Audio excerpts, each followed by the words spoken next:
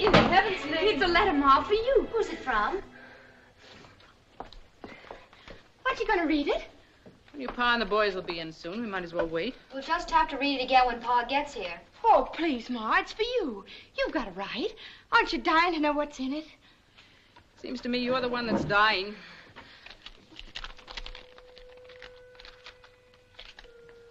Dragonwyck, May 19th, 1844. My dear cousin Abigail. Nicholas Van Ryn. Who's that? Shh, Tibby. Read the letter, Ma. Though we have never met, we are related, as you doubtless know, through our mutual grandmother, Anna Chigansavant. My wife and I have decided to invite one of your daughters into our home for an extended visit. We shall naturally be able to offer her many advantages which she could not hope to enjoy in her present station. In return, if she pleases, she may serve as a companion to our 8-year-old child, Katrine. Upon inquiry, I have been gratified to find that you and your husband enjoy the honor and respect of your little community. Be so good as to let me know at your earliest convenience which of your daughters you select, and I will make all suitable arrangements for her journey to Dragonwyck. Respectfully yours, Nicholas Van Ryn. Golly. Is he really your cousin? Now, don't go imagining yourselves a couple of lost duchesses. There's not a drop of Van Ryn blood in any of us. It doesn't make any difference to me, I'm sure. But you had the same grandmother. She was... Let me see. My grandfather was her second husband. Her first one died. His name was Van Ryn. Nicholas must be his grandson. He's a patroon. A patroon, Cousin Nicholas? What's a patroon? That's what they call the owners of those enormous land grants on the Hudson River. They're the descendants of the original Dutch patroons. And they're terribly rich and elegant. He must be very important. I remember reading 3 or 4 years ago about his visiting President Van Buren at the White House. But you haven't said yet, Ma, whether I could go. The subject hadn't come up yet that I know of. I think it unlikely that your pa will approve. He's more likely to if you do. And if we do decide to let one of you go, why not Tibby? Me? She wouldn't want to go. Would you, Tibby? I'm sure there isn't anything I want that I can't find right here. I'm not anxious to leave my home. That's not fair.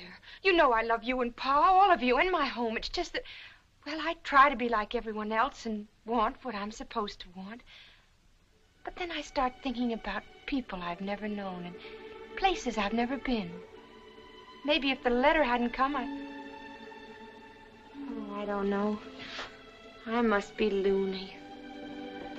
I was killing a hen for supper. You scour the drain board. No use mooning over it. Your pa'll do whatever he and the Lord think best.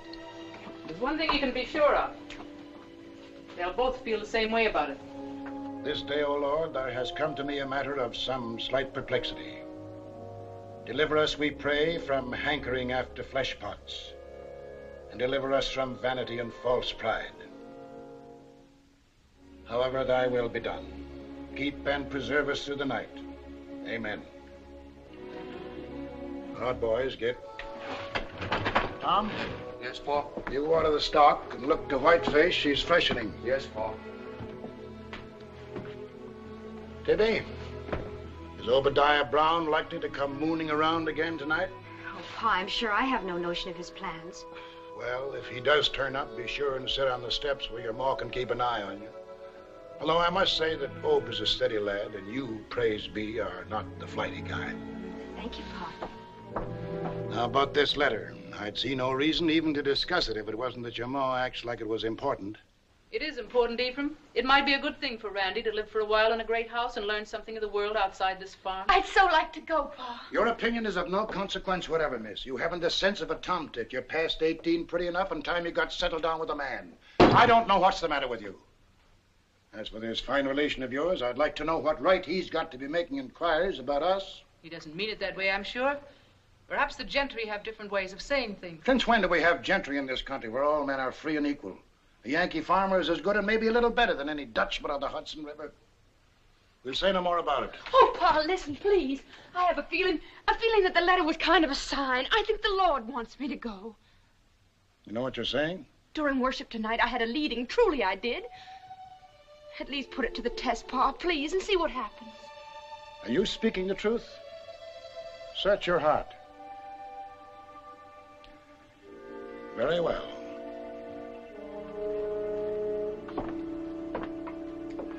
Close your eyes. Now open the book.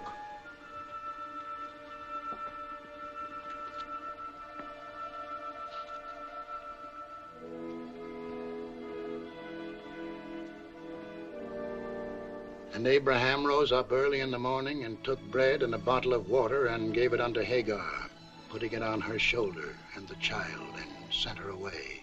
And she departed and wandered in the wilderness of Beersheba.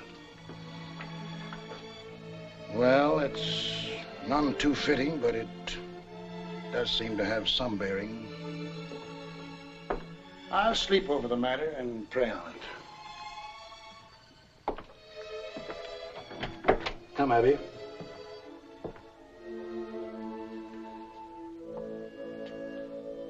You know, this is the first time I've ever known the Lord to go back on your pa.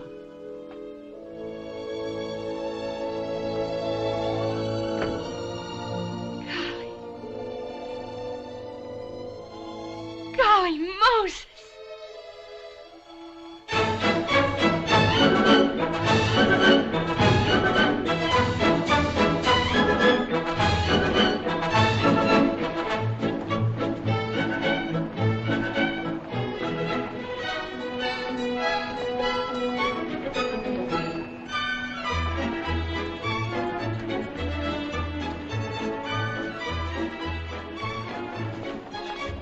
Says in his letter for us to meet him at the Astor House, and this is it. And a less fit place for God-fearing people to meet, I can't imagine. Come ahead.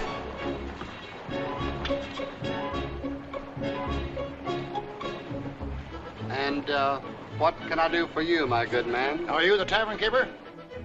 This is not a tavern, and I am not a keeper, my good man. And I am not your good man. We were to meet a Mr. Nicholas Van Ryn. Perhaps you can tell Mr. us... Nicholas Van Ryn? But of course. You must be Mr. and Miss Wells. 1,000 pardons. How stupid of me not to have known it once.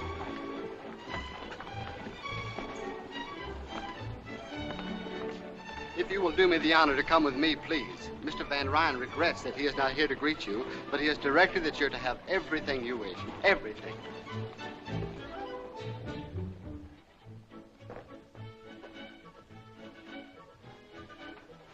What's all this?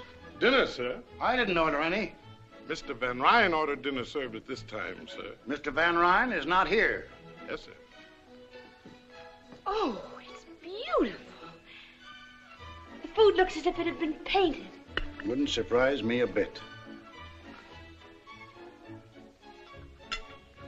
That's the strangest fruit. It's cold when I eat it and warm when I swallow. Let me taste that. I thought so. It's got spirits in it. Just a little bit, and it's so good. Even a little bit of evil cannot be good, Miranda. Don't be too impatient with me. You won't have to hear me preach to you much longer. It's not that I'm impatient, Pa, really. But after Mr. Van Ryn went to all this trouble... It's no trouble to be wasteful, and there's something peculiar about a man who orders supper someplace when he's someplace else. How did he know what I wanted to eat? But there's everything here you could possibly want. Everything is what no man should ever want. Yes, Pa. We won't be alone much longer, Miranda. I want you to read with me.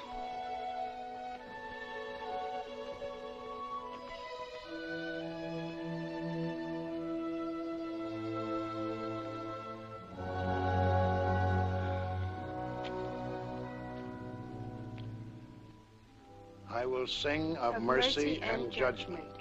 Unto thee, O Lord, will I sing. I will walk within my house with a perfect heart. I will set no wicked thing before mine eyes. I hate the work of them that turn aside. It shall not cleave to me. A froward heart shall depart from me. I will not know a wicked person. More coffee, Cousin Miranda? No, thank you. You, sir? No, thanks. The music is very nice. I understand they've opened the dining terrace for public dancing. It would be fun to watch. I don't know what made me think you'd be a much older man, Mr. Van Ryan. You've mentioned my age several times now, sir. Does it affect your confidence in me? Alexander the Great, when he was younger than I, had conquered most of the world. Maybe if he'd been a little older, he'd have conquered all of it, or maybe he'd have had the good sense not to try in the first place. Aristotle was his teacher, Mr. Wells, but I'm sure he put things less clearly than you. Tell me, young man, what are your politics? My politics? Since Van Buren is a New Yorker, I imagine you folks up along the Hudson are mostly for him. Martin's an old friend and neighbor of mine. Naturally, if he's nominated, my farmers will vote for him. What do you mean, your farmers? The tenant farmers on my land. There are nearly 200 of them. Never heard of tenant farmers. Don't they own their own land? No, it belongs to me. It belonged to my father and his father, back to the first patroon who took title in 1630. I permit the farmers to work my land, and they in return pay me a yearly tribute and a share of their produce. But they can buy the land they've been working if they want to. No. Why not? Because it belongs to me. As a farmer, I'd rather own 1/2 acre of barren rock, free and clear, than work the richest land in the world for someone else. I dare say we don't understand each other's viewpoint. I dare say. Cousin Nicholas, is that the new waltz dance they're dancing down there? It sounds very much like one. It doesn't look improper at all. Do you dance the waltz? Miranda. Yes, Cousin Miranda, I dance the waltz, but never in a public place. Oh. Our politics may not jibe, young man, but I like your manners. Well, some good may come to you out of this venture after all. I'm glad you think so, sir. Well, it's time for bed. Don't forget your prayers, Miranda. No, Pa. Good night. Good night, Cousin Nicholas. Good night. Cousin Miranda, Yes? on occasion we dance the waltz at Dragonwyck. Good night.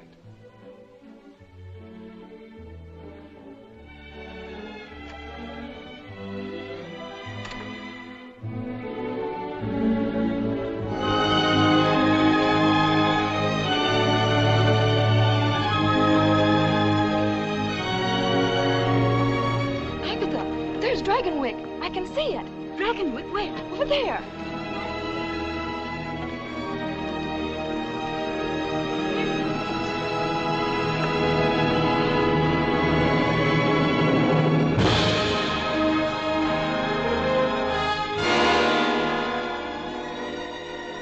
Golly Moses. Cousin Nicholas! Cousin Nicholas! I saw it. I saw Dragonwyck. What have you done with your bonnet? How can you sit there so quietly? I should think that seeing Dragonwyck would be more thrilling to you than to anyone. Nothing can be thrilling that is shared with so many other people. Did you like what you saw? I'm afraid I've run out of words. I've said beautiful so often this afternoon. Every now and then you say golly. I prefer beautiful. I'll try to remember. Do you mind if I keep my bonnet off just a minute? The breeze feels so wonderful against my face. Tell me about Dragonwyck. How many rooms? I've never counted them. And lots of servants? I've never counted them either. Golly. I mean, imagine. The breeze must feel wonderful indeed with a face as beautiful as yours against it.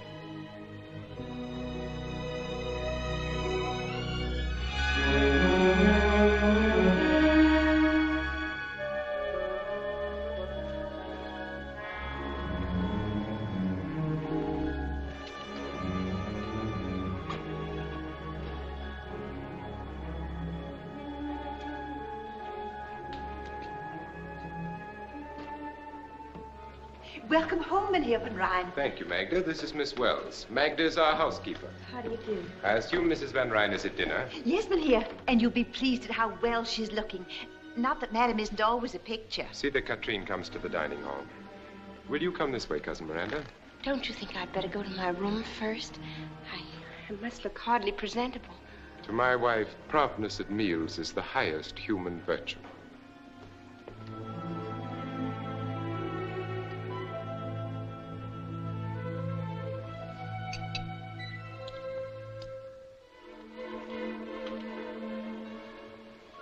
You're back.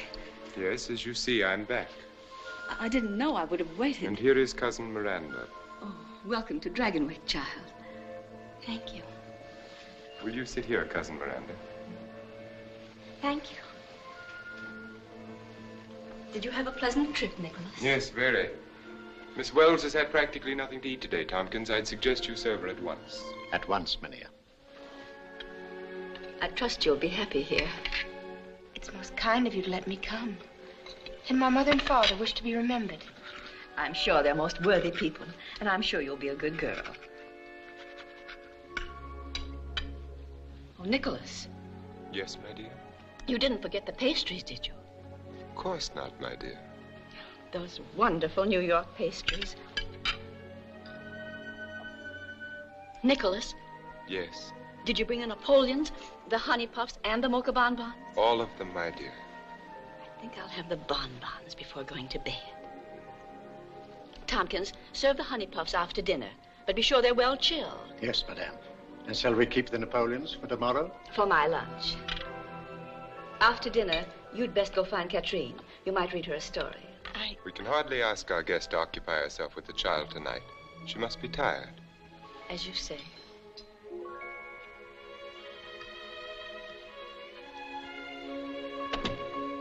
Oh, there you are, Pet. Don't shuffle your feet when you walk. And you're a naughty girl to stay away so much. I never can keep track of you. Have you had your dinner? Yes, Mama. This is your cousin Miranda, Katrine. Hello, Katrine. It would be courteous to return her greeting, don't you think? Katrine and I are going to have a lot of fun together. Aren't we? Yes, Cousin Miranda. May I go now, Mama? Oh, I suppose so.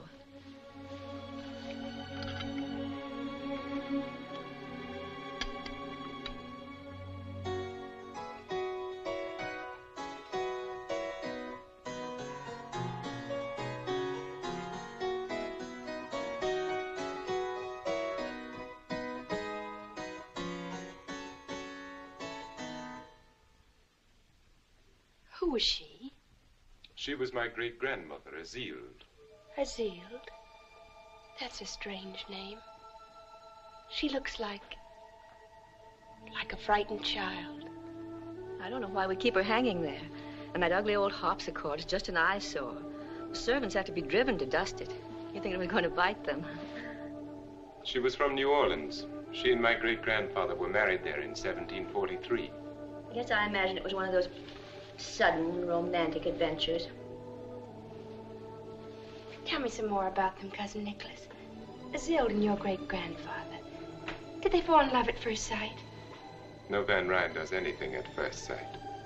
But she must have been happy to live here. As it turned out, it didn't matter. Soon after their son was born, she died. She brought this harpsichord with her from her home. She played it always. If you listen to the servants, they'll have you believe she still does. Fortunately, we don't listen to servants or to their superstitions. Oh, no, of course not. Isn't it rather late, Nicholas? Perhaps we should I shall stay up for a while, but if you wish to retire, my dear. Yes, I think I will.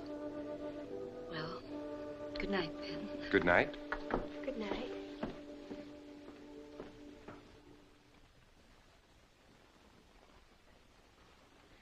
I think I have some new music that will please you more than Van Beethoven, Cousin Miranda.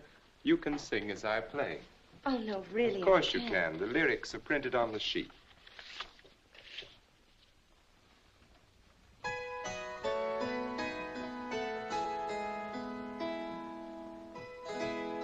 I dreamt that I dwelt in marble halls, with vassals and serfs at my side, and of all who assembled within those walls, that I was the hope and the pride. I had riches too great to count, could boast of a high ancestral name, but I also dreamt, which pleased me most, that you love me still the same. That you love me still the same.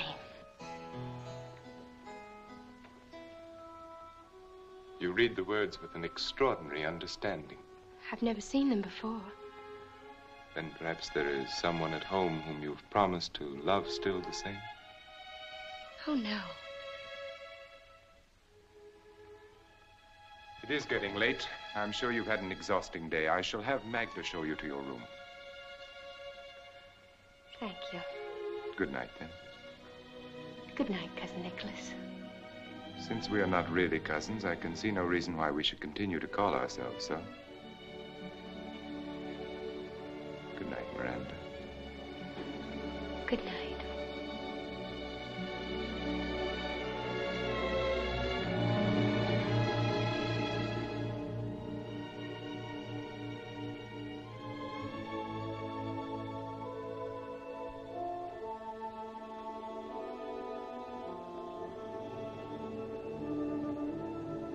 Have you had a pleasant evening, miss?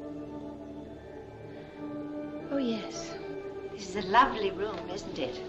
Yes, it is. An unusual room. It's unusually beautiful. That isn't what I mean, miss. I do have such a time making myself understood. It's what she brought to this room and what'll never leave it. Was she very young? About as young as you. She must have been very proud to be mistress of Dragonwyck. He never loved her. He never wanted her at all. He wanted their son. He kept her from him. He forbade her to sing and play. He broke her heart and drove her...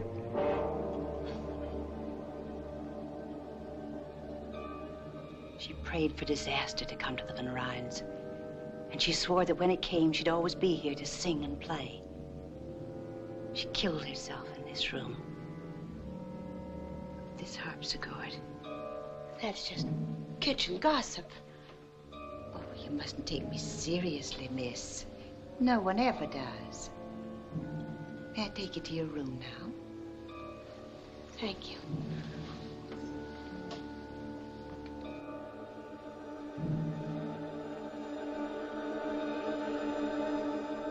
Of course, I've never heard Azeel play myself. They say in the kitchen I never shall.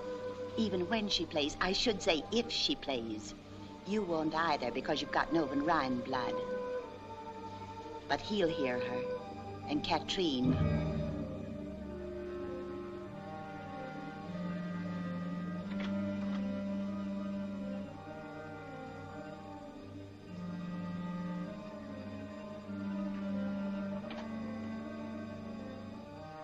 Is this my room? Yes, miss.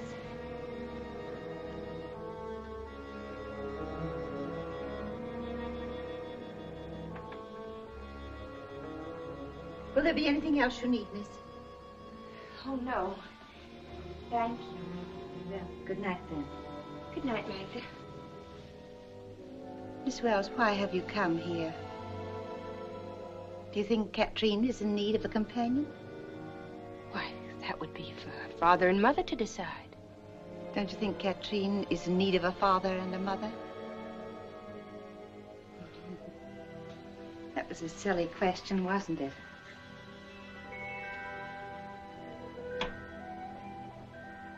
You like it here? Of course I do. Of course you do. You like being waited on. I could see tonight it was the first time. You like peaches out of season. You like the feel of silk sheets against your young body. And one day you will wish with all your heart you'd never come to Dragonwyck.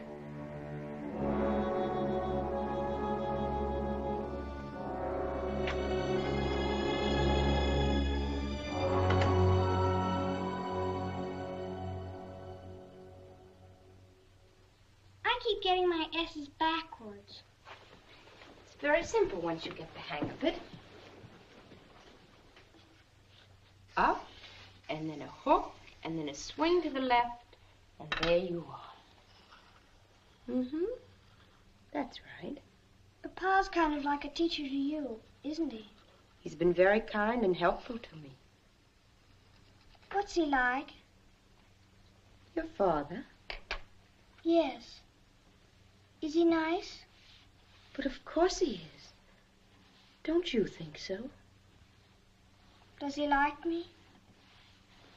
Katrine, what a strange thing to say. Your father and mother both love you very much. Did they tell you that? Why, it's understood. They love you just the way you love them. But I don't love them.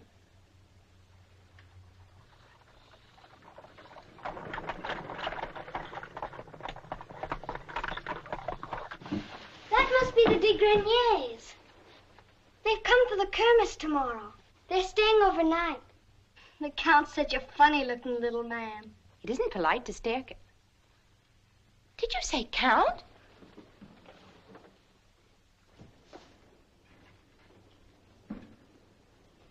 So that's what a Count looks like. So do barons and dukes. Tomorrow the house will be packed with them. Papa always has a 4th of July ball for the river families after the farmers have their Kermesse. Ball. You'll have a wonderful time. And you can wear the ball dress Papa had sent from New York. But I won't know anyone to talk to or to dance with. Oh, everyone will want to dance with you, Miranda. Golly, I hope so.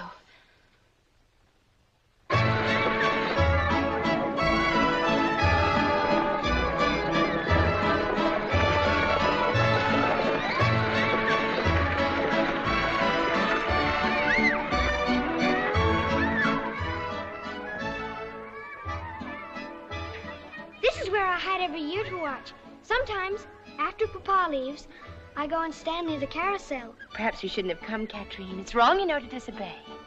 Oh, you're just saying that because you're supposed to. Is there anything wrong about the Kermesse? No. Could watching it make me a bad girl? I suppose not. Then it's wrong to forbid me to come. That sounds pretty logical to me. Hello, Dr. Turner. Hello, Katrine.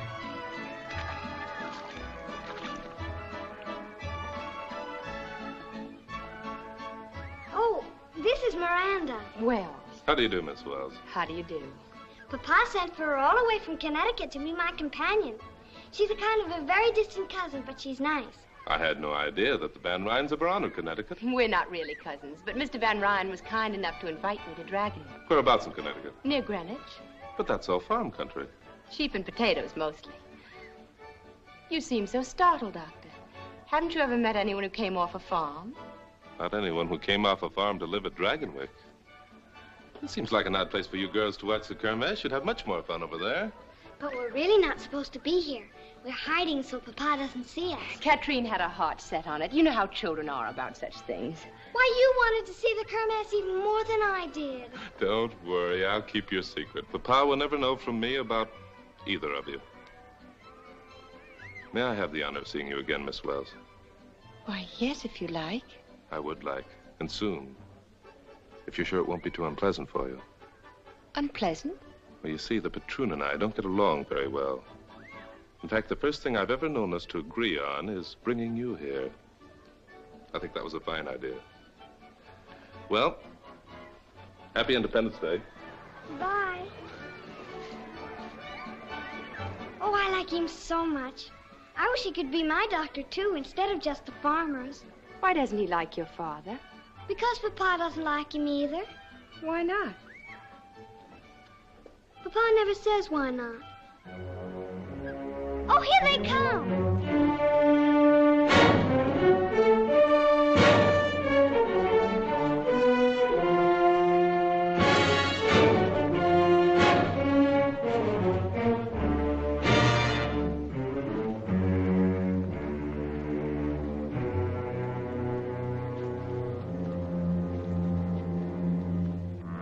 What brings you to our Kermesse, Dr. Turner? Are you expecting an epidemic of minor injuries? You never can tell, Mr. Van Ryn.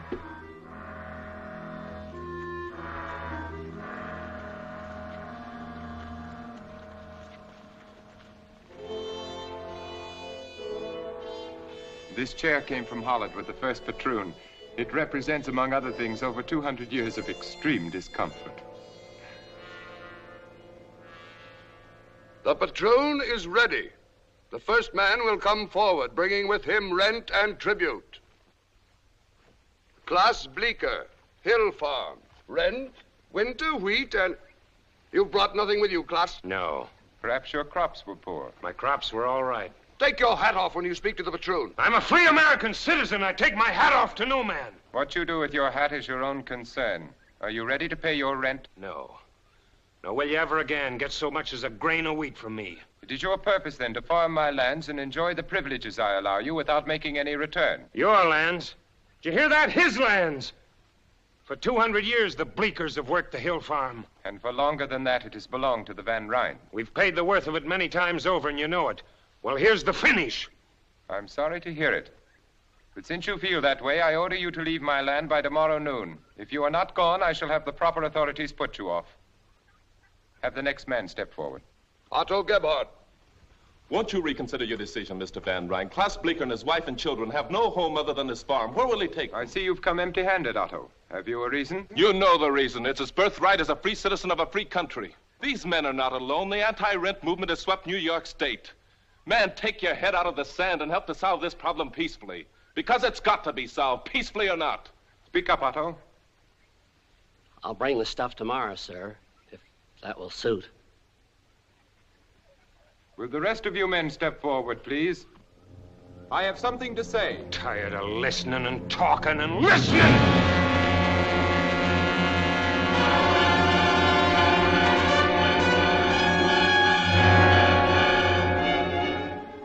Klaus just lost his head, that's all.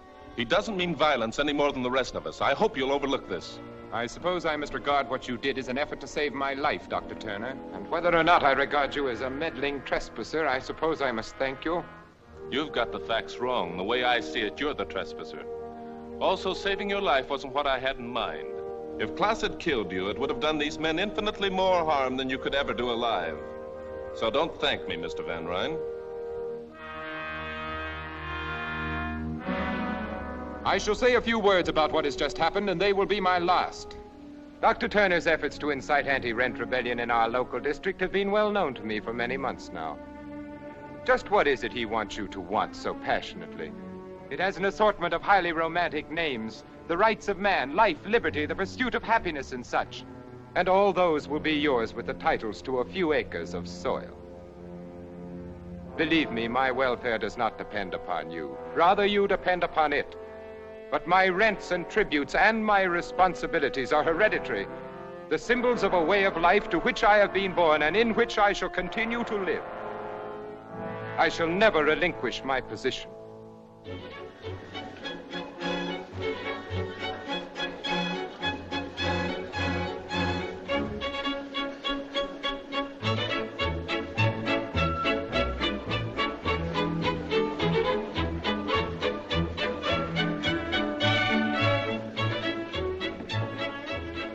I beg your pardon, mademoiselle. But are you not Miss Wells, the companion to little Catherine? Yes, I am. I have not had the honor. Will you permit me to present myself? Henri, racontez-leur le discours de M. Van Ryn ce matin. Le discours? Oui. Lequel discours? Certainement. Non, non, pas du tout, pas du tout. Oui, il y a eu un Je n'ai jamais vu un homme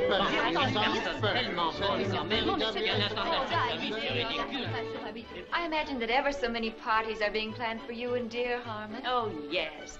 The DeWints are giving a soiree for us next month. Everyone will be there, simply everyone. Good evening. Good evening. May I sit with you? We'd be charmed. My name is Miranda Wells. I am Cornelia Van Borden. My sister Elizabeth Van Borden, Miss Helena Vanderhyde. How do you do? We were just discussing dear Cornelia's wedding to Harmon Van Brock. Do you know Mynheer Van Brock, Miss Van... Wells? No, I'm afraid I don't. You see, I don't know anyone here. Really? Where are you from? Connecticut. Connecticut? That's in the west, isn't it? Why, no, it's right next to New York State. My sister means that it's across the river. Which river? The Hudson, of course. You see, Miss Van Wells. Just Wells. There are other rivers, you know. Do you know a city in Connecticut called Greenwich? Oh, yes, very well. I live there. It's also called Horseneck. Horseneck? What an incredible name. It seems ever so much more polite to say Greenwich. Well, it's mostly the farmers that keep calling it Horseneck. Tell me, Miss Van Wells, just plain Wells, how is dear Victoria Skirmerhorn? Victoria Skirmerhorn? You know Victoria Skirmerhorn, of course. I know of Victoria Skirmerhorn, but I'm afraid I've never met Victoria Skirmerhorn. But you live in Greenwich. Well, you see, I don't live in Greenwich. My father owns a little farm just outside. Your father is a farmer. Who is his patroon? There aren't any patroons in Connecticut. Why not? Because there just aren't any. I think that's very odd. I don't. I think my father would rather own half an acre of barren rock in his own name than work the richest land in the world for somebody else. You're raising your voice, Miss Van Wells. It's just plain Wells. And I'll raise my voice if I like. What makes you think you're so much better than I am? We never said we were. The thought seems to have originated with you. And what's more, I never even heard of Victoria Skirmerhorn.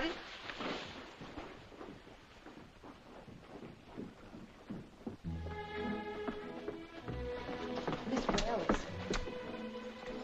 is there anything I can do for you? No, thank you, Magda. Of course, it's only my humble opinion, but I think you're the most beautiful lady at the ball. That's very kind of you, Magda. All of the servants think so. I can't understand why you haven't danced every dance. Then I suppose most of the gentlemen are spoken for.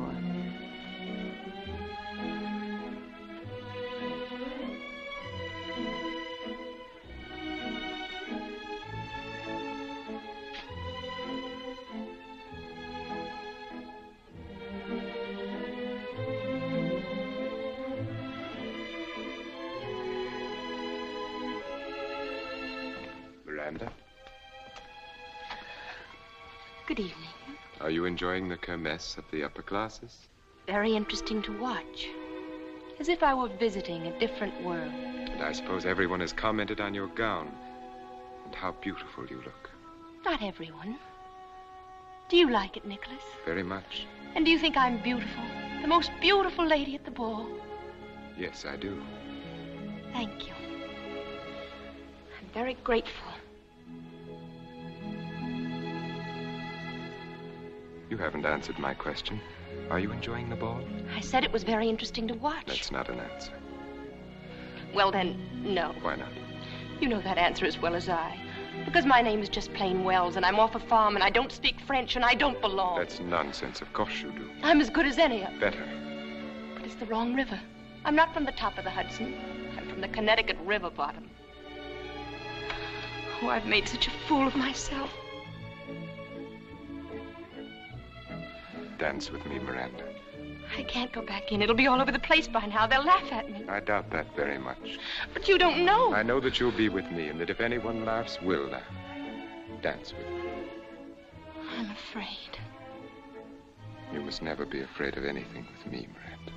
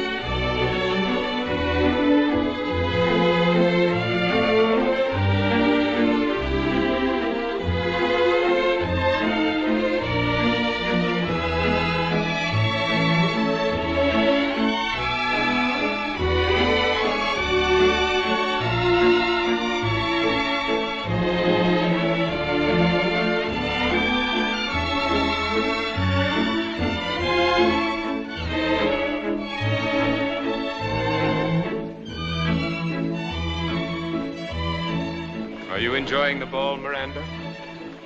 Well, aren't you going to answer my question? I can only think of one thing to say, and you won't like it. Say it anyway. Golly Moses.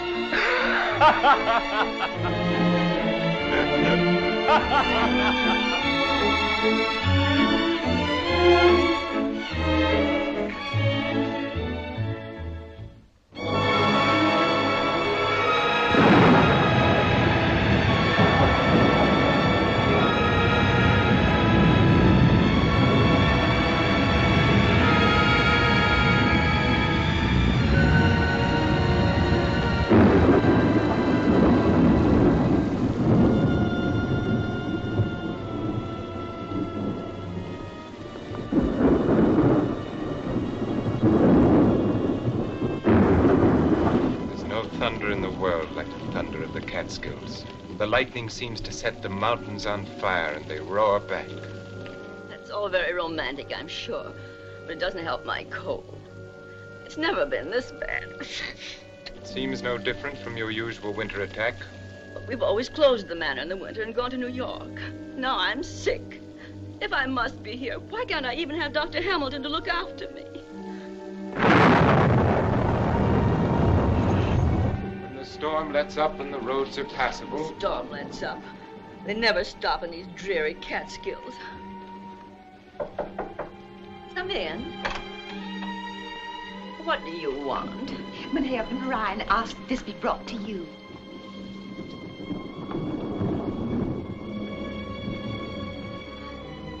Why, Nicholas, it's your favorite oleander. I thought it would brighten your room and perhaps make your stay in bed less unbearable.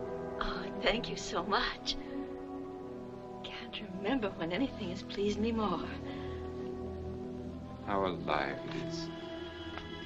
As if it were thinking, as if it had thoughts of its own and desires of its own.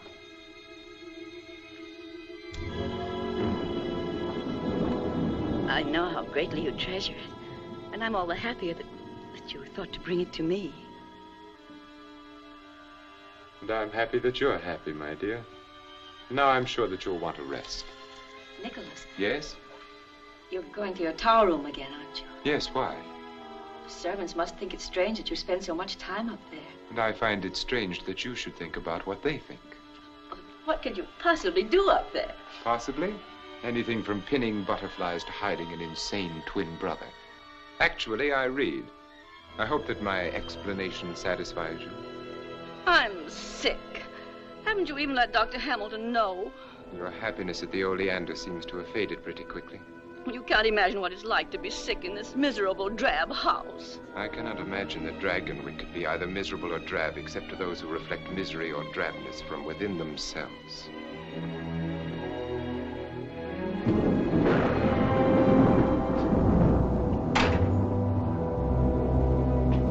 Mynheer Van Rijn. What is it, Magda? Is Dr. Turner? No one is sent for a doctor. Turner, what does he want? He's come to see you. He says it's most urgent. My regrets to Dr. Turner. I am engaged and cannot be disturbed. Yes, Mynheer. Never mind.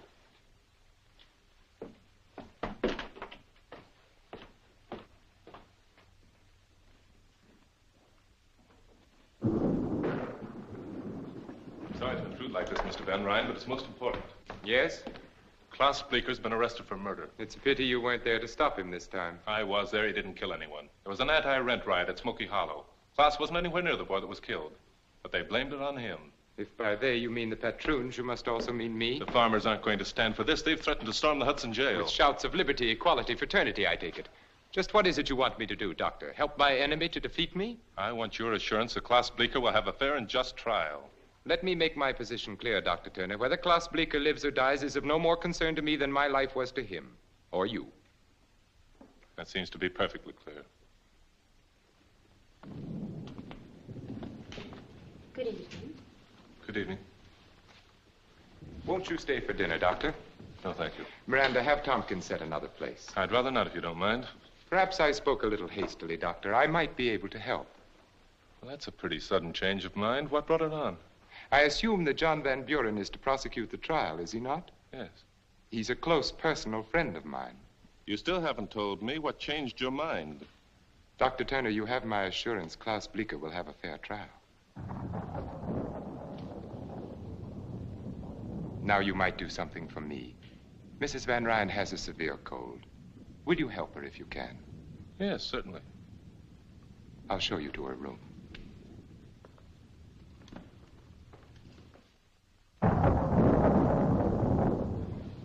take a bit of scraped onion and sugar for that cough, and these drops as directed.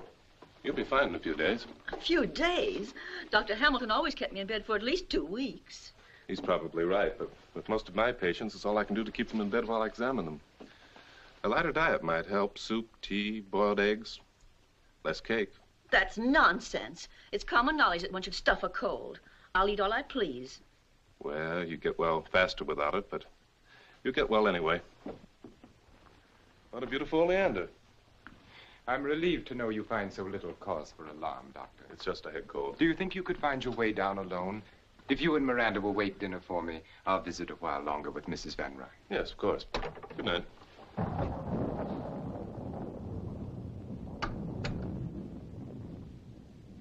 Dr. Hamilton usually encourages you to eat. But then, of course, he has the tolerance of experience and age. Turner is young and relentless. You told him you wanted to stay and visit with me for a while. What did you mean by that? Precisely what I said. Just to stay and be with me? Oh, Nicholas, you confuse me so. Sometimes when you bring me flowers and smile at me, I think... What? That you like me and want me. And sometimes... Yes? I feel that you hate me and would like me to die. Nicholas. Yes? Do you think... Could we go away together? Away? Alone, just the two of us. When I'm well again. Of course we will, my dear. As soon as you're well again. I feel well enough already. In that case, even Dr. Turner would approve of your finishing your dinner. Shall I bring your cake? Oh, yes, thank you. You know, it's funny. The day we first met, last summer at the Kermesse, I thought we had very much in common. As time went on, we'd have more and more. But the way it worked out, frankly, right now, I don't think you have the slightest idea what to talk to me about. It's funny, isn't it? Would you care for some sherry wine, Doctor? No, thank you. I believe I'll have a glass. Forgive me, please. We fell to reminiscing, and it wasn't until Magda came in that I remembered you were waiting. We shall dine at once. Of course, Doctor, you're not to think of starting back on a night like this. You'll stay over. No, really, I We'll have... consider your objections overruled and the matter settled.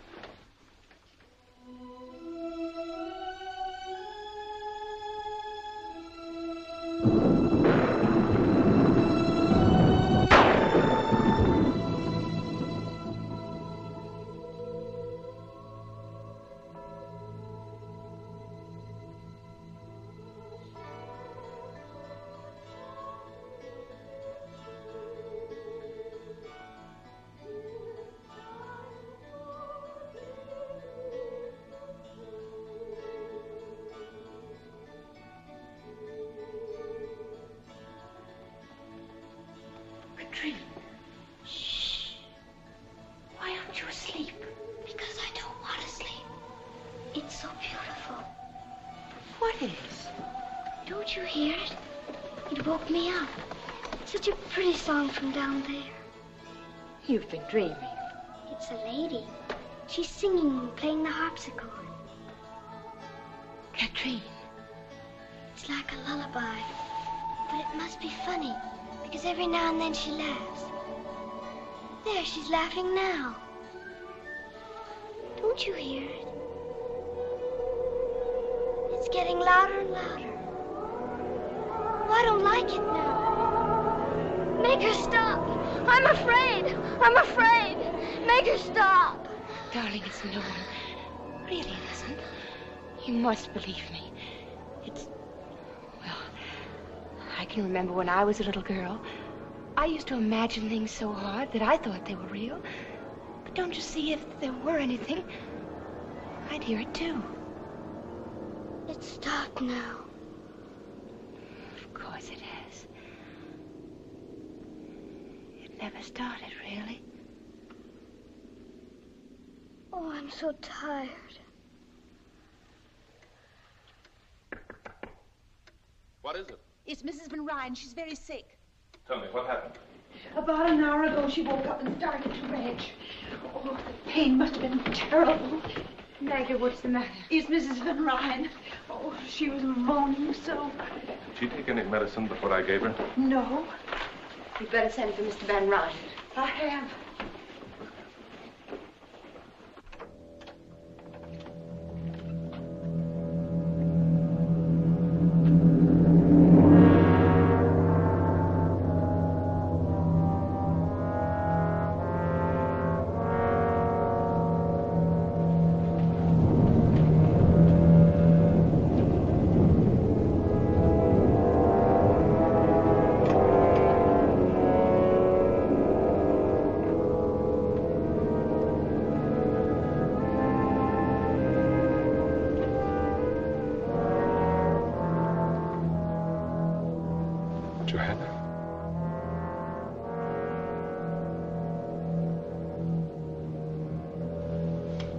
Dr. Turner. I can't understand it. It doesn't make sense. Are you sure she took nothing but those drops I left? Not while I was with her, sir. Except for Magda, no one was with her but me. I gave her some cake. Acute gastritis. It's possible, but I don't believe it. Is it also possible that she may have been more ill than you imagined when you examined her, Doctor? Yes, that's always a possibility, I'm afraid.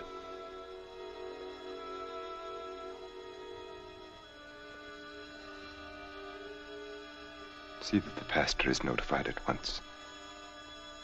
And have him come to me.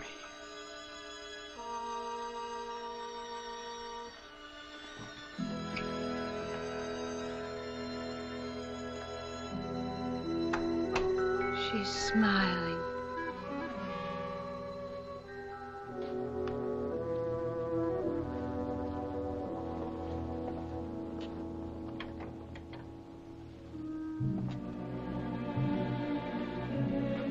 I'm sure he didn't mean that you were to blame.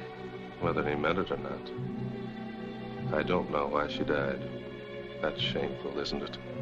For a doctor not to know. It's funny the way she ate. Almost passionately, as if she wanted from eating what she couldn't have.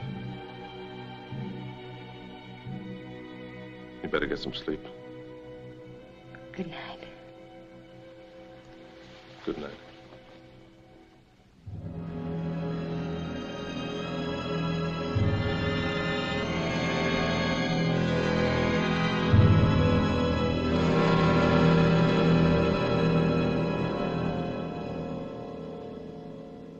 I remember how the chapel bell rang on the day Johanna and I were married. Tonight it is soft and sad, but then it was loud and ugly, and my head ached with the noise. Johanna laughed and said it was a heavenly bell that would ring for us until death. We were never happy, but our life together was tolerable until Katrine was born. And then we knew that Johanna could have no more children, that I was to have no son, that there were to be no more Van Ryns after me, that I was to be the last. I wish I knew something that I could say that would help you. I want to so much. Do you, Miranda? At an unhappy time like this, it must be difficult, I know, to think of anything else. But what has happened was beyond human control, Nicholas. You must have faith. In God, I intend to. I must not feel that my life is finished, and I won't. As long as you are with me.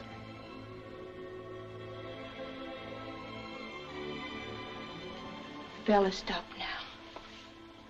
It must be nearly dawn.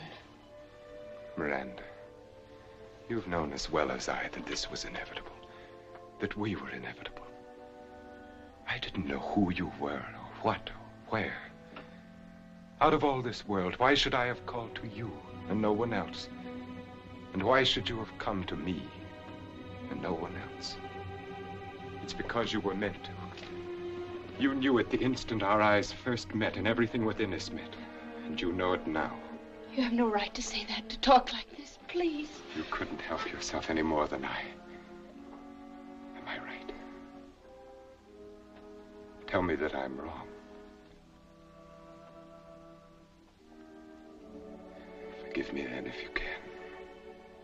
I had no right to speak as I did, and you have every reason to be angry with me. But I had to say it. There was no way for me not to. And no one but you to hear it.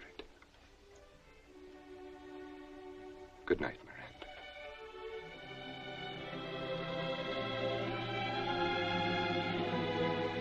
Good night, Nicholas.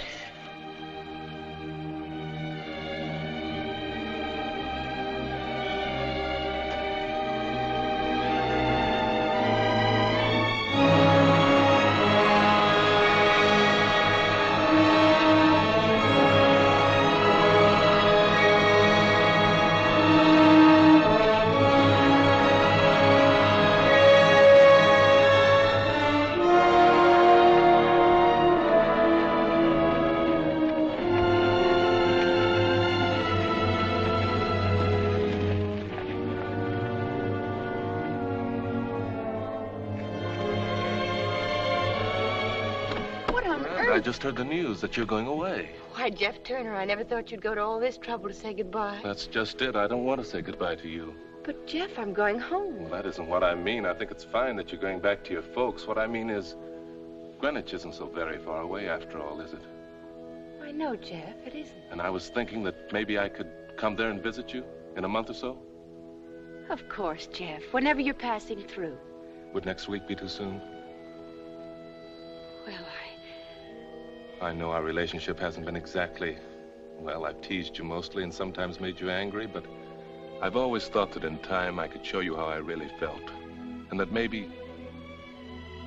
Miranda, you understand what I'm getting at, don't you? Yes, I think I do. I'd like to think that in time... Jeff, I said in time.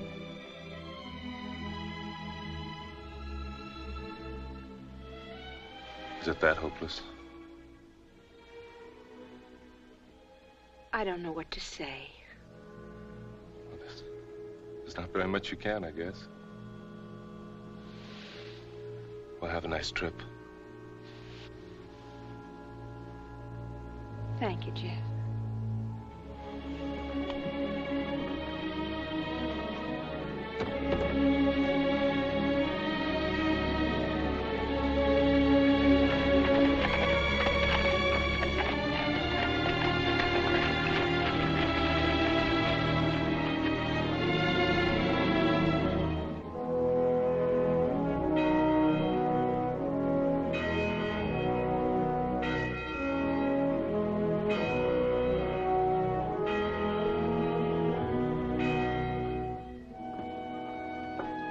Tom, see that Nat and Seth get to the pump before they come in the house.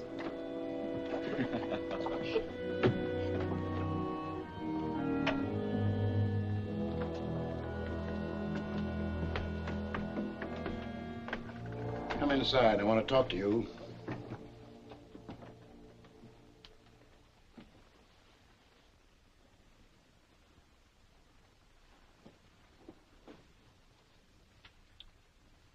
Close that door and come over here and sit down.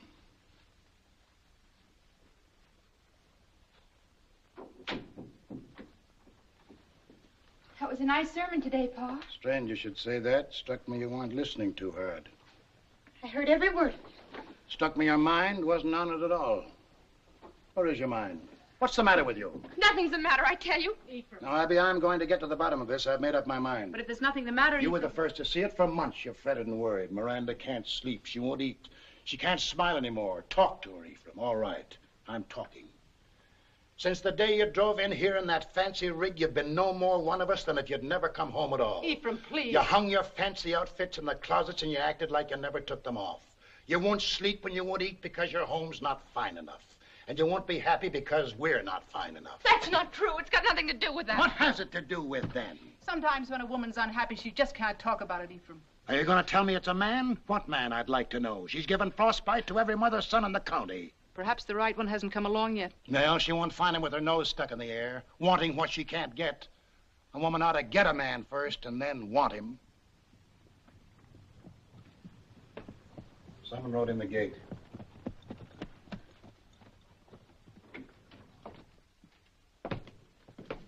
Here's a message for Ephraim Wells, Esquire, from Weed's Tavern in Greenwich. Who's it from? I don't know, but I can tell you how to find out. Read it.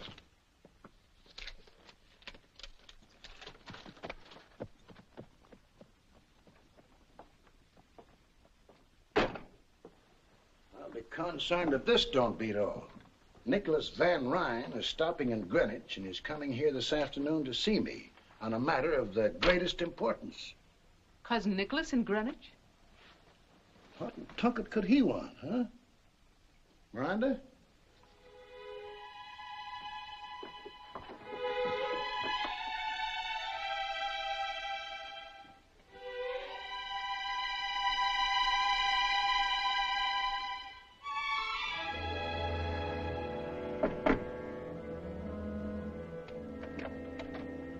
Mr. Wells, how do you do? Nicholas.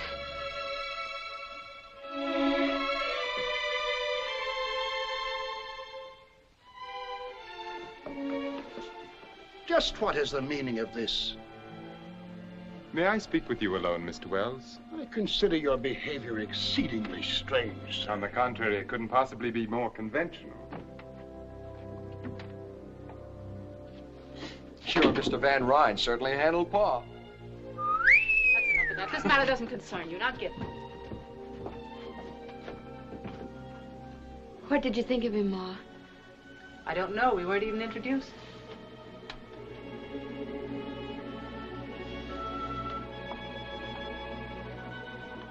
That was just in the excitement of the moment. He's such a perfect gentleman. He'd never be impolite to you. I'm sure he has fine manners. He's come to ask Pa. He wants to marry me. I know. How do you know? Ever since you've been home, you've never brought his name up once. A woman's apt to be that quiet about a man she loves. Besides, you've ironed that dress every week now for 2 months. Miranda, child. Yes, Ma. You love him very much. Of course I do. Are you sure? Why do you ask that? It's just... Maybe I shouldn't have let you go. Maybe Dragonwyck should have stayed something to read about and dream about. My dreams came true, Ma. Can't you see? Ever since I was a little girl and built a castle in an apple tree. But you can't marry a dream, Miranda. What about him? Do you love him? But it's all Nicholas. Nicholas is all of it.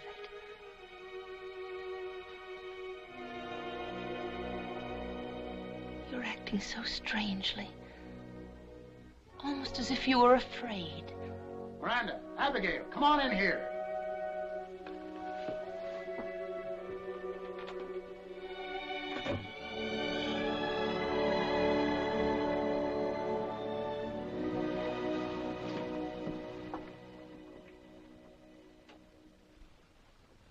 Says he wants to marry you. Says you know all about it. Yes, Pa. Have you considered that your mother and I might object? I have already pointed out to your father at some length that there are no valid objections. And I've already pointed out to you, sir, that I'll make up my own mind. What do you think, Abby? I don't think thinking has anything to do with it anymore, Ephraim. It's something that is, and we must make the best of it. I want to apologize for my rudeness when I entered your house. My only excuse is that I saw nothing and wanted to see nothing but Miranda at that moment. I can understand that, Mr. Van Ryn. You're forgiven. Thank you. I think you should know that I have already called at your parsonage and engaged the Reverend Clark to be here tomorrow afternoon at 3 o'clock. Tomorrow? It's indecent. It's too soon. I want my girl married in a church like a good Christian. I'll have no hole-and-corner wedding here. She has nothing ready, no wedding gown. For once, we will let the ceremony outshine the costume. Whatever dress Miranda wears will be forever cherished as her wedding gown. Got a lot of pretty words. Too many for me. Miranda, you got plenty at stake here. You'd better say something. I'll do whatever Nicholas thinks best. So be it. Amen, Mr. Wells. And now I must return to Greenwich. Miranda, will you walk with me to my carriage? Until tomorrow, then. Goodbye.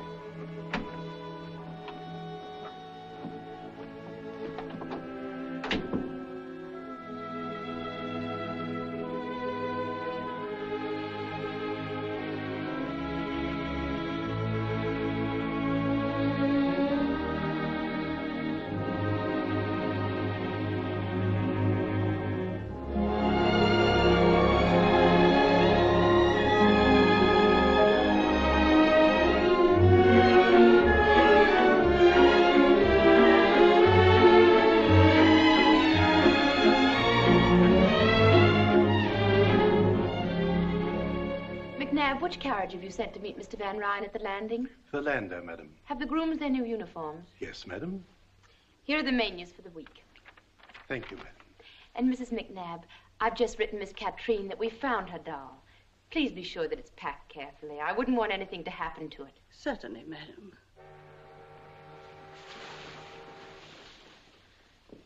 We'll let the linen room go until this afternoon. Perhaps you should let it go until tomorrow, madam. What with Mr. Van Ryn coming back and everything? I won't overdo it. And remember, not a word to Mr. Van Ryn about everything. I want to be the one to tell him. Of course, madam.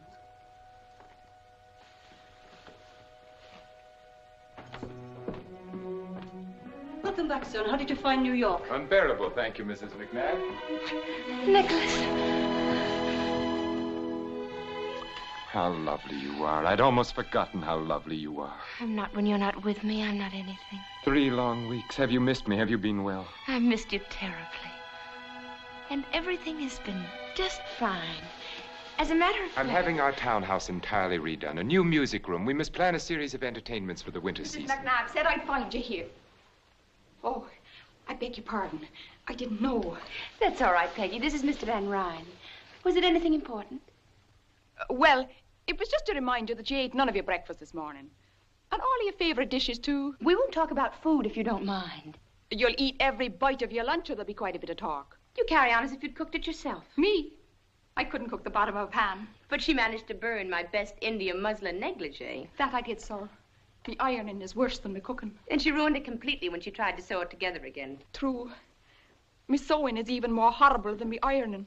What would I be wanting with the likes of a greenhorn like you? Can you tell me? That I can't. But you'll eat your lunch just the same. And what was that strange little creature? That was Peggy. Peggy O'Malley. I assumed it had a name. What was it doing here? I've engaged her as my personal maid. Your maid, that untidy little cripple? She's not untidy, and her leg's no fault of hers. She's had a miserable life.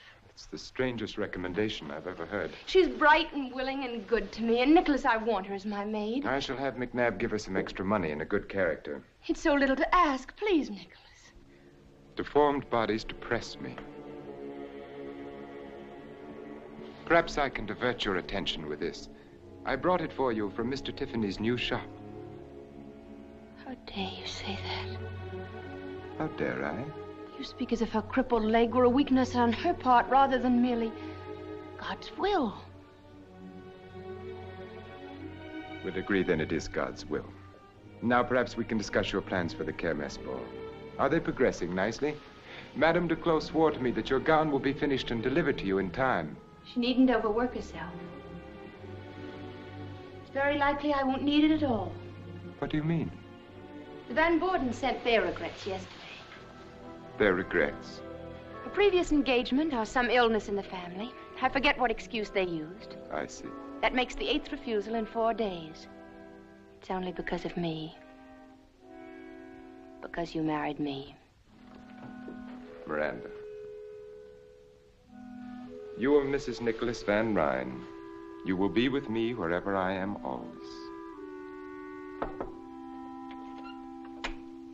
Luncheon is served. Thank you, McNabb. Nicholas. Yes?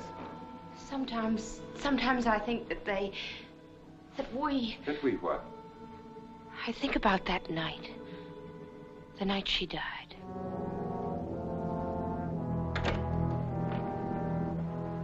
What about that night? It was so soon after. Perhaps we should have waited to decide. In the hope that our gossip-mongering neighbors would be more approving. I don't care whether they know, Nicholas. It's just that we do, and so does God. I've never heard you speak so childishly, Miranda. You might well be on your father's knee. Do you believe there is a God who spends eternity snooping on human behavior and punishing all violators of the pastor's latest sermon? That's not what I mean at all. What do you mean? Well, I believe that God has put a sense of right and wrong within all of us. And that when we do wrong, no matter if no one else knows, we do. And you've remembered that ever since your Sunday school days, haven't you? That's a good girl.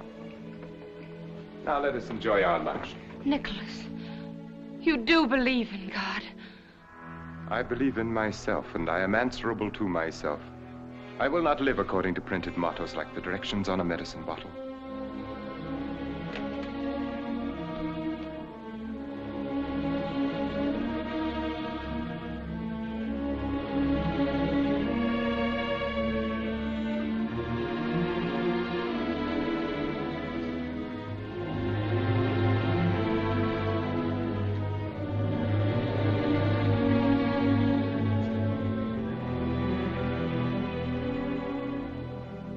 Would you like me to say grace?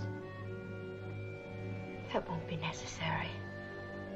Then I shall begin our salad dressing.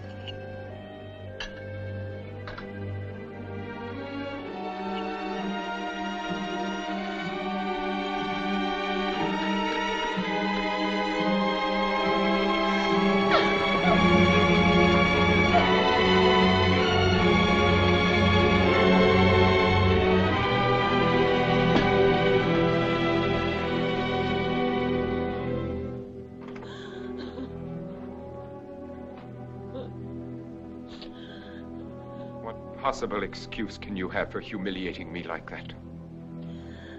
Miranda, what is the matter with you? I believe in God. It is your privilege. I have no intention. And so will my child believe in him. Miranda. And I will pray to God to make him healthy and strong and happy. Miranda, is it true?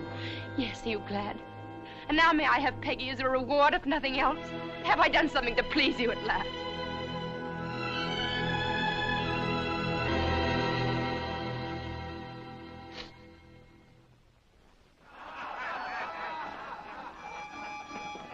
Dog.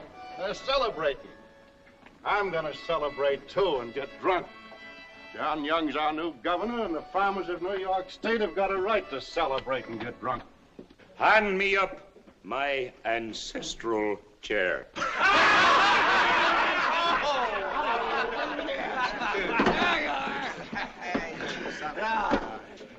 Take off your heads in the presence of the poltroon. Tom Wilson, come forward, bringing all your money and all your crops, and thank the good, kind poltroon for taking them off your hands. I don't have to know more. John Young's the governor, and the Constitution's been changed. I can buy my farm. It's the law. That's right.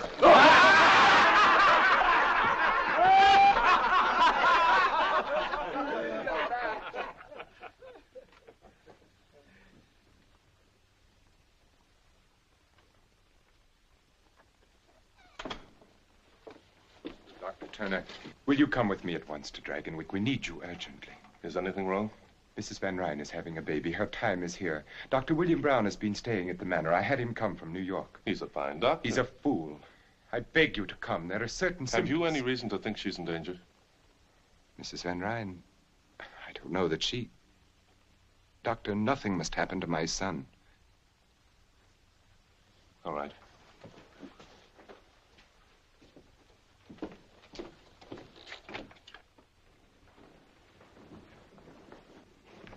She's been took bad, and they won't let me near her. Please, let me go to her.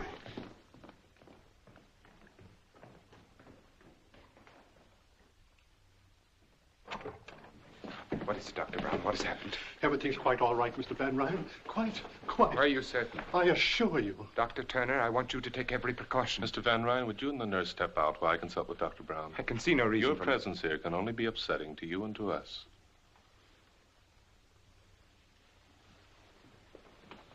Dr. Turner, thank heaven you've come. I can't assume this responsibility alone any longer. The man's a maniac. I think he'd kill me if anything went wrong. Nonsense. My dear fellow, you just don't know. When I tried to resign from the case and return to New York, he had me locked in my room. He watches me all the time through those icy eyes of his. Sometimes I think he's mesmerizing me. Have you been giving her laudanum? Yes. As far as he is concerned, everything's quite normal. There is an irregularity in the child's heartbeat. But as you know, it's sometimes hard to catch through the stethoscope. Yes, it often is. I think I'll wait until she wakes a little before I examine her. In the meantime, Doctor, why don't you get some rest? If you'll take over for a little while, my room is just down the corridor. I will call you if you need it. And don't worry. Thank you, Doctor. Thank you.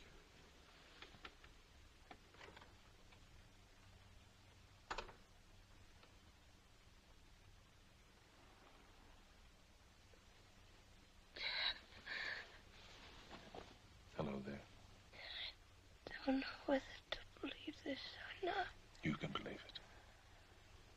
Are you going to take care of me now? Yes. I'm going to take care of you now. That's good. It'll be all right now. I'm not afraid anymore.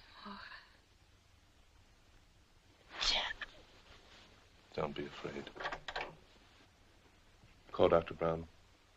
Jeff, help me. I'll always help you.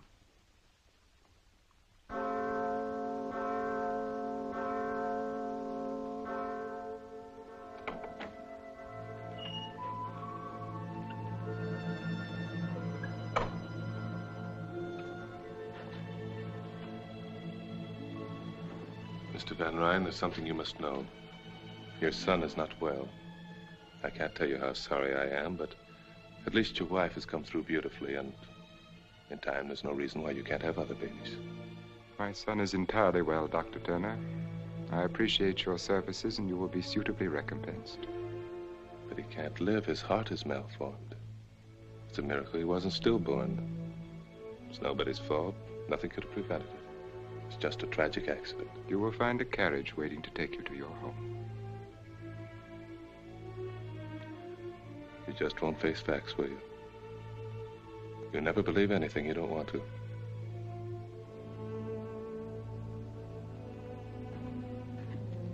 And there is no reason for you to see Mrs. Van Ryn again. Good day, Doc.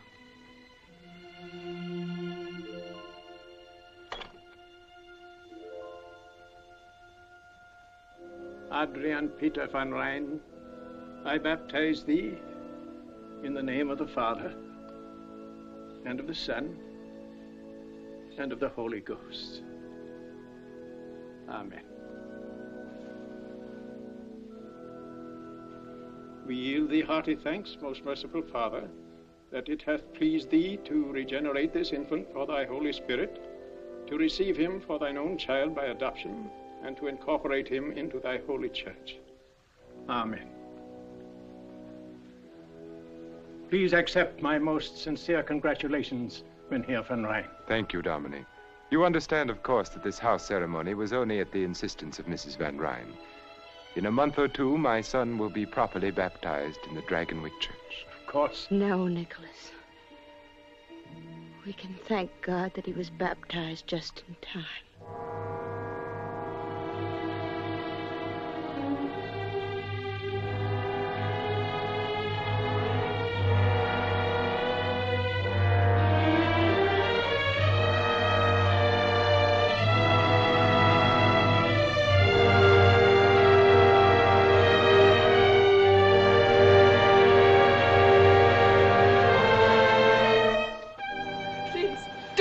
Now, please. You're a loathsome little cripple. Why should you have been permitted to live and not my son?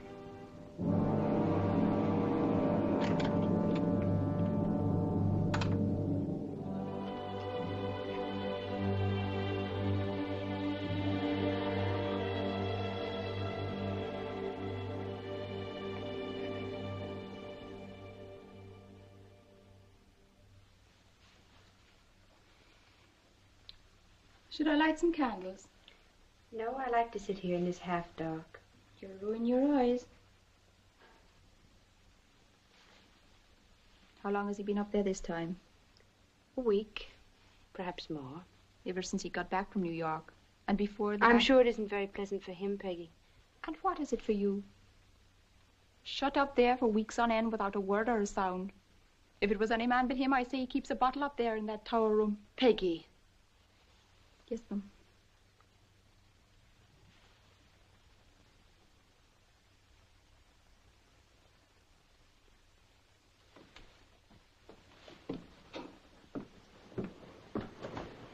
I'm going with you. Don't be silly. I'll not let you go up there alone. That's enough of that. Please don't. I'm afraid.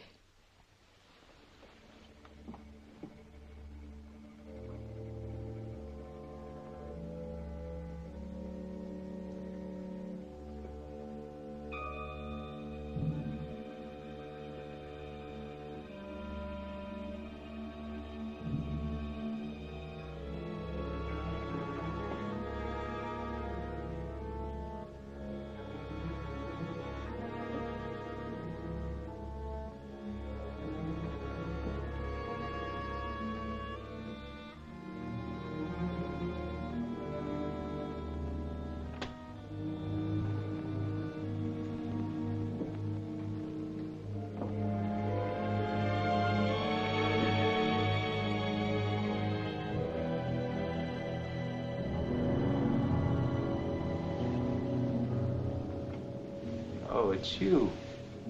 Yes, Nicholas.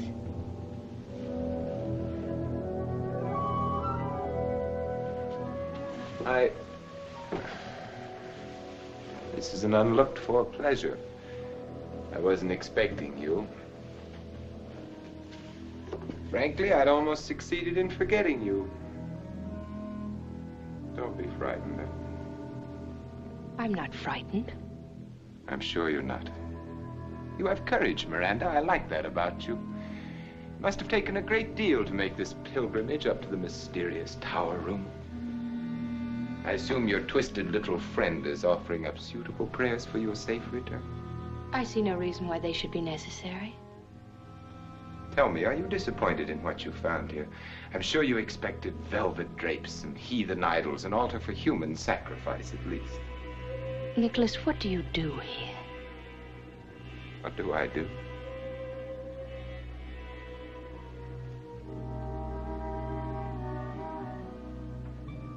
I live. I'm sure you mean a great deal by that, but it isn't very clear to me. Didn't expect you to understand. How could you? Don't be offended. By ordinary standards, you're quite intelligent.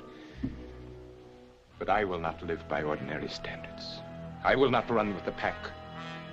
I will not be chained into a routine of living which is the same for others. I will not look to the ground and move on the ground with the rest. Not so long as there are those mountaintops and clouds, limitless space.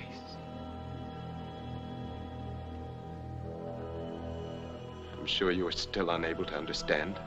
I want to try if you'll help me. Shall I? Shall I tell you what you want to know? Brace yourself. Prepare to have your God-fearing, farm-bred, prayer-fattened morality shaken to its core. See, I have become what is vulgarly known as a drug addict. Why? No tearful reproaches, no attempts to save me, to regenerate me. Why do you find it necessary? That is what you could not hope to comprehend. It is because I have set free something within me. Something that ever since I can remember has been like a rock caught in my heart, in my brain, pushing at me, choking.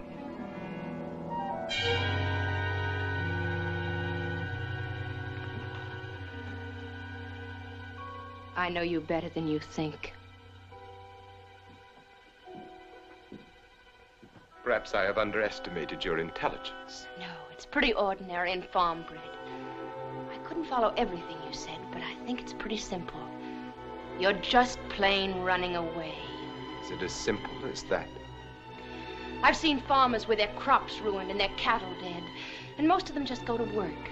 But some of them blame their troubles on God and get drunk forget, to run away and hide. That's what you're doing, Nicholas. Whenever you've come up against something unpleasant that you couldn't change, like the rent law. Or the death of my son. Our son. Get out of here. Nicholas, let me help you. I don't need to be helped. Help me, then. Please don't shut me out like this. Let me be unhappy with you and happy again. Let me be part of you. Let me love you and love me, too.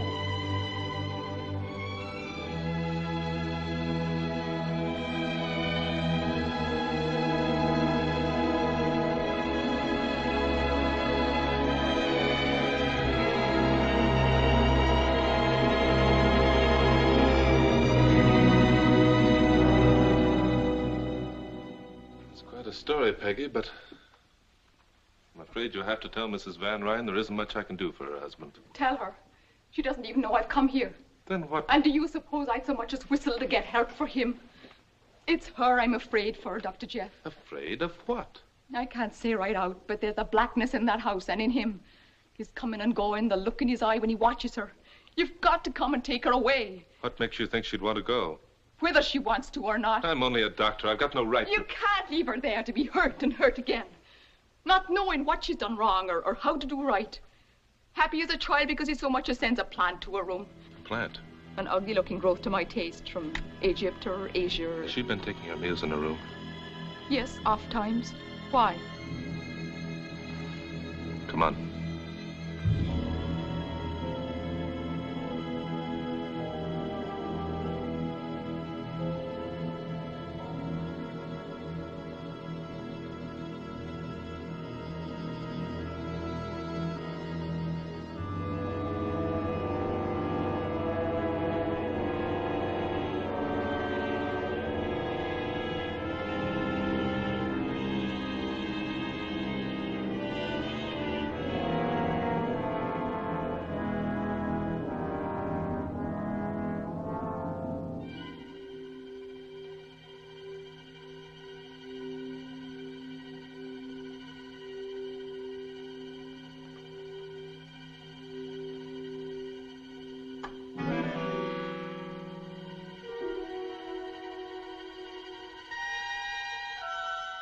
Please don't stop on my account.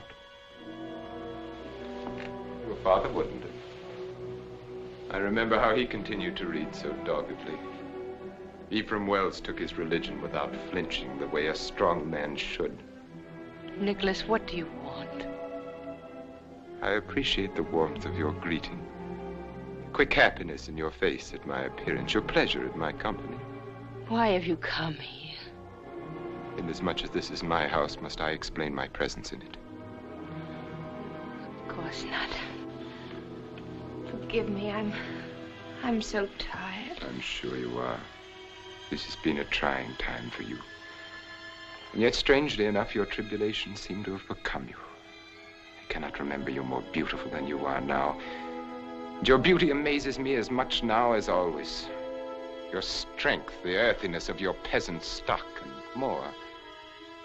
Your grace, your unexpected look of quality. It would be a pity if we were not to have another. If you were barren. That's a matter of the Lord's will. Yes, the Lord. I'd forgotten. The Lord who giveth life and also takes it away. Why did he take my son's life? I have no way of knowing that. It could not have been without purpose. No one gives life, takes it without purpose. Why do you suppose you are here, Miranda? By the Lord's will or by mine? What you are is the reflection of what I wanted you to be. You live the life that I gave you. Now you do look frightened. What are you thinking? Johanna. Why? I don't know.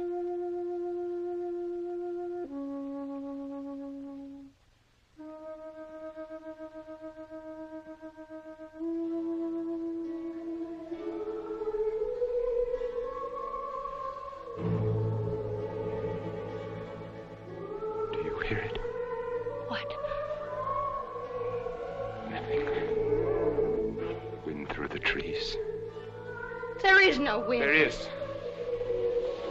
A creaking board somewhere. It's not important. It's stopped now. But I didn't hear anything. Neither did I. Yes, you do. It's from the Red Room. The harpsichord is ill. Stop it. Then Katrine did hear her that night when Joanna... And you must have heard it, too. And you must have been listening the night our little son... I never believed it, really. But now I do.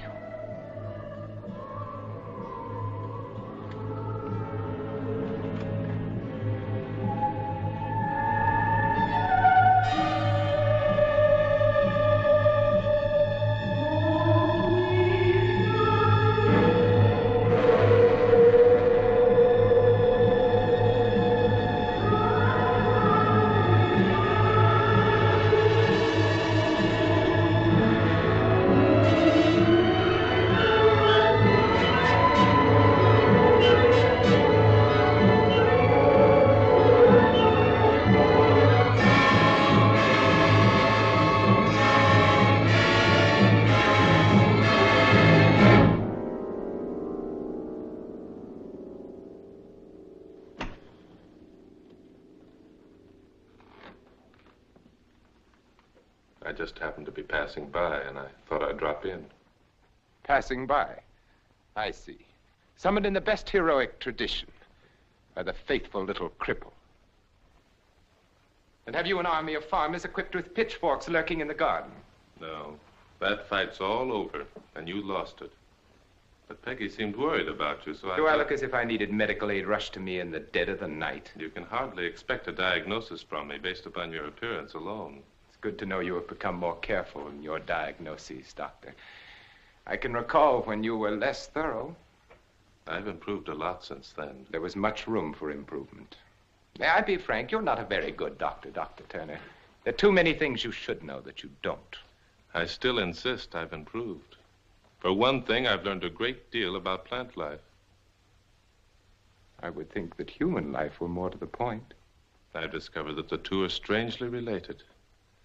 You know, in a way, you're responsible for it all. How nice.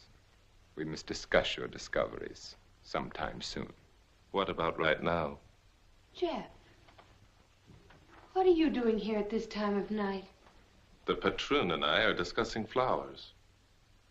Flowers? And while we're on the subject, I suppose you've thanked him prettily for the lovely plant in your room? I don't understand. It doesn't matter. He does.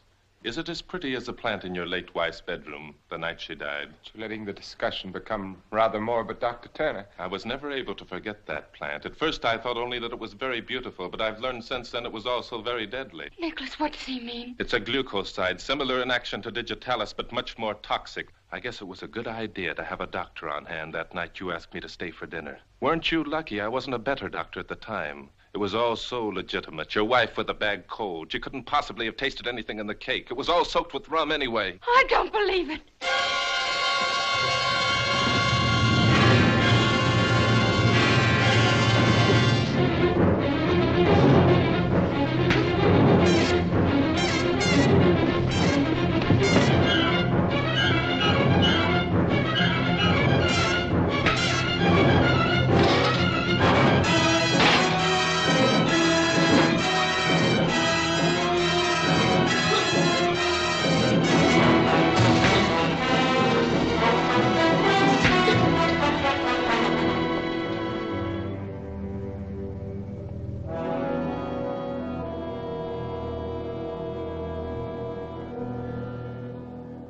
Miranda, you better come with us.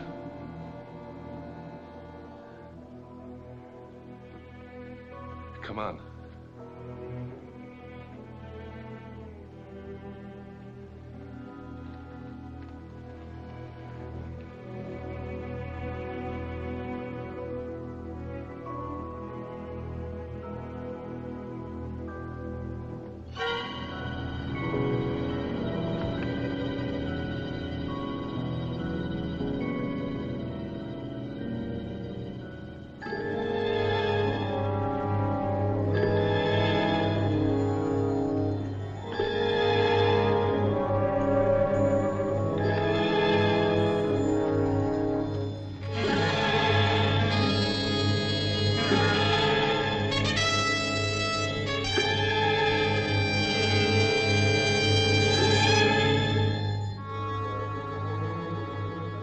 Tom Wilson, Jeb Ribbling, Gebhardt, Brown, Berger.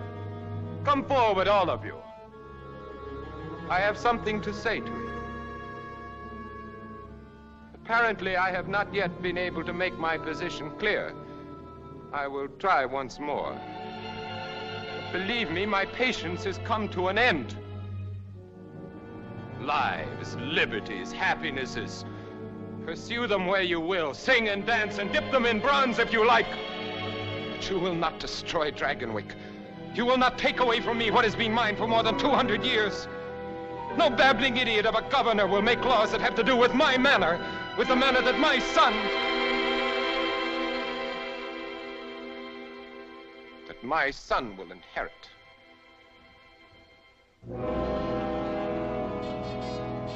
Oh, it's Dr. Tierney. What are you doing here? You're not wanted. You're trespassing. I don't want you here. I don't need you anymore. There was a time when you knew too little and I could use you, but now...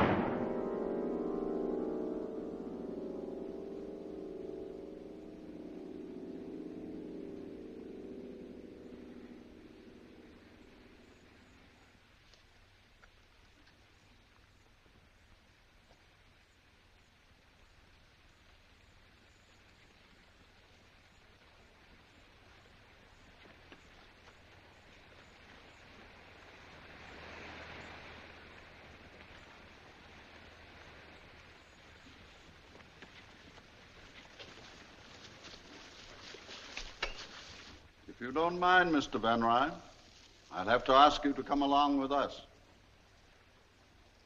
Mayor Curtis, isn't it? Yes, sir. I do mind very much. I have no intention of going anywhere with anyone. This is not a request, Van Ryn. You're being ordered to come along. You're under arrest. I will not be ordered to do anything by anyone. This is my property, and you will all leave it at once. Nicholas, please, this is your only chance. My only chance? How little you know me, Miranda. Even Johanna would never have said that. Dr. Turner, you might use your influence to benefit these men for once and tell them to get out of here. How little you know me, Mr. Van Ryn, or them. You don't believe I'd shoot? Yes, I believe you. Have it your way, then.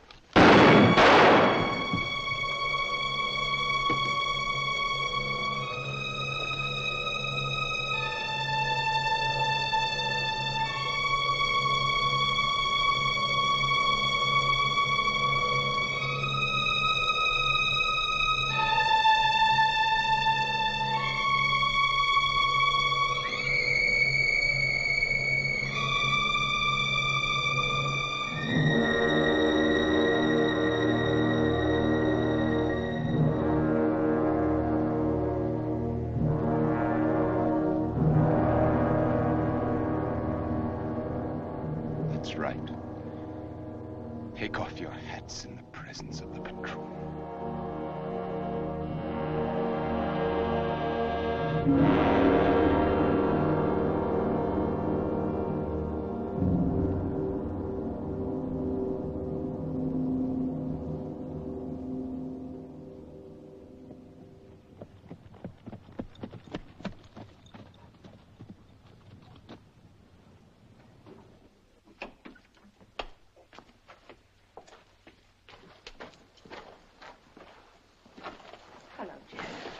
I thought if you didn't mind, I'd ride alongside to the boat landing.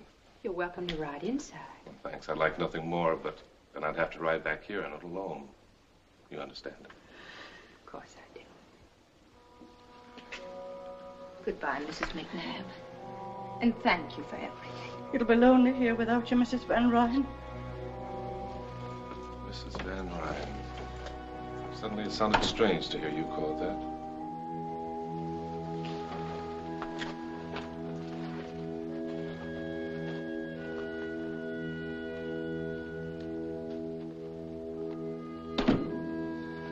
Is that all you're taking with you? It's all I brought with me. From home. Except a black dress. The way you just said home. As if you never had any other. Have I ever? You answer that. You know, Ma once said she felt she shouldn't have let me come to Dragonwyck. That she was afraid. You couldn't marry a dream, she said. Do you dream much, Jeff? Sometimes. Some dreams are very real, I guess. So real that they get confused with reality. And then when you wake up and look around, you find yourself saying, what am I doing here? How did I get here? What is this to do with what I am and what I want? Then I guess you make up your mind you've had a nightmare. And you go crawling to your Ma and Pa. So it's back to Greenwich now, Miranda. With never another thought of anything here. Well, Greenwich isn't so far away after all. Perhaps you'll be passing through sometime, Jeff.